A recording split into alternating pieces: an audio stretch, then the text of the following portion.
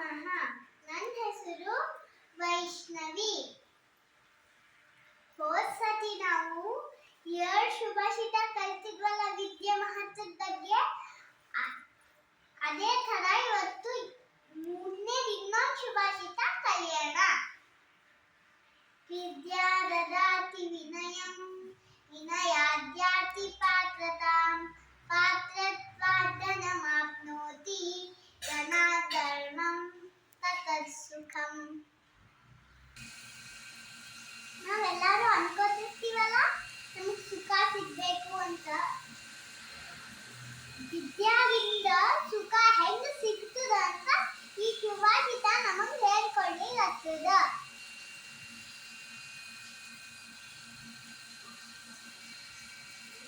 ವಿದ್ಯಾ ನಾವು ಗುರುಗಳ ಹತ್ರ ನಮಗೆ ಗುರುಗಳು ಒಂದು ಪಾಠ ಮಾಡಿರ್ತಾರ. ಅದನ್ನ ಚಲೋ ಓದ್ಕೊಂಡ್ ಓದ್ರಿ ಅಂತ ಹೇಳ್ತಿರ್ತಾರೆ. ನಾವೆಲ್ಲ ಓದ್ಕೊಂಡು ಸ್ಕೂಲಿಗೆ ಹೋಗ್ತೀವಿ, ಎಲ್ಲ ಓದ್ತೀವಿ. ಆಮೇಲೆ ಎಲ್ಲ ಕಲಿತೀವಿ, ನಾವು ಕಲಿತು ವಿದ್ಯಾವಂತರು ಎಲ್ಲ ಆಗ್ತೀವಿ. ಆದ್ರ ಇವಾಗ ವಿನಯ ಅಂದ್ರೆ ಏನು? ವಿನಯ ಅಂದ್ರ ನಾವೆಲ್ಲ ಕಲಿತು ವಿದ್ಯಾವಂತ ಆಗಿರ್ತೀವಲ್ಲ, ಅವಾಗ ನಮ್ಗೆ ಎಲ್ಲ ಬರೋದು, ನಿಂಗೇನ್ ಗೊತ್ತು ಅಂತಂದ್ರ ಅದಕ್ಕ ವಿನಯ ಅನ್ನಲ್ಲ. ಇವಾಗ ಏನೋ ಭಾಳ ಸಣ್ಣವ, ಎಲ್ಲರಿಗೂ ನನ್ಗಿಂತ ಭಾಳ ಗೊತ್ತದ, ನನ್ಗಿನ್ನ ಭಾಳ ಕಲಿಯೋದದ ಅಂದ್ರ ಅದಕ್ಕೆ ವಿನಯ ಅಂತಾರ. ಪಾಠತ ಅಂದ್ರ ಇವಾಗ ಇಲ್ಲೆಲ್ಲ ವಿನಯ ನಮಗ ನಾವು ವಿದ್ಯಾವಂತರಾಗಿ ನಮಗೆ ವಿನಯ ಸಿಗ್ತದಲ್ಲ, ಅವಾಗ ವಿನಯ ಸಿಕ್ಕದಾಗ ಗೌರವ ಕೊಡ್ತಾರ ನಮಗ. ವಿನಯ ಸಿಕ್ಕದ ಗೌರವ ಕೊಡ್ತಾರ. ಆಮೇಲೆ ನಮ್ಗೆ ಎಲ್ಲ ಗೊತ್ತು ಅಂದಿರತ್ರ ಅವ್ರಿಗೆ ಗೌರವ ಕೊಡಲ್ಲ. ಹೋಗಿನಿಂದ ಹೋಗು ಅಂತಂತಾರ. ಆಮೇಲೆ ಚಲೋ ಹುಡುಗಿ ಇದ್ದಾಳ, ಅವ ಚಲೋ ಹುಡುಗ ಇದ್ದಾನ ಅಂತ ಅಂತಾರಲ್ಲ, ಅಂದು ಹೊಗಳಿ ಗೌರವ ಕೊಡ್ತಾರ. ಅದರಿಂದ ನಮಗ ಪಾಠ ಸಿಗ್ತದ. ಪಾಠ ಆದ್ಮೇಲೆ ಏನಾಗ್ತದ ಅಂತ ಮುಂದಿನ ಸಲ ಹೇಳಿಗತ್ತದ. ಪಾಠತ್ವ ಧನಮಾಪ್ನೋತಿ. ನಮ್ ಪಾಠ ಎಲ್ಲ ಸಿಗ್ತದ.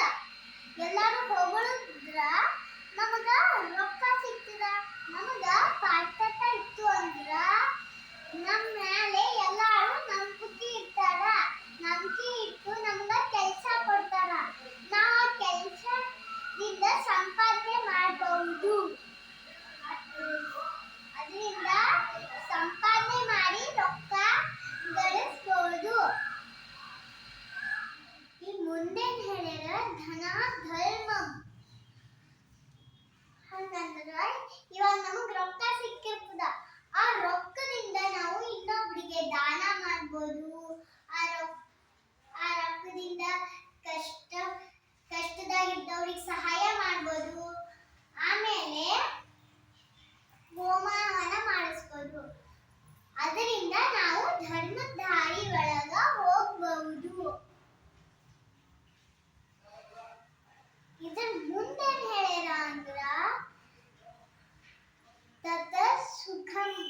ಇವೆಲ್ಲ ಆಗೋದ್ರಿಂದ ನಮಗ ಲಾಸ್ಟಿಗೆ ಸುಖಾನೇ ಸಿಗ್ತದ. ಹಿಂಗ ಧರ್ಮದಾಗಿದ್ರ ಸುಖಾನೇ ಸಿಗ್ತದ. ಅದರ್ದಾಗಿದ್ರ ಸುಖ ಸಿಗಲ್ಲ, ದುಃಖಾನೇ ಸಿಗ್ತದ ಅಂತ ಮೊದಲು ವಿದ್ಯಾದಿಂದ ಶುರು ಮಾಡಿದ್ವಲ್ಲ, ಹಂಗೆ ಒಂದೊಂದು ಹಾಕೋದ್ ಲಾಸ್ಟಿಗೆ ಸುಖಾನೇ ಸಿಗ್ತದ. ಇದನ್ನ ಈ ಶುಭಾಷಿತ ನಮಗ ಇವತ್ತು ಹೇಳ್ಕೊಡ್ಲಿಕ್ಕೆ ಆಗ್ತದ. ಪ್ರಶ್ನೆ ಆದ್ಬೇಡ ಅಷ್ಟೇ.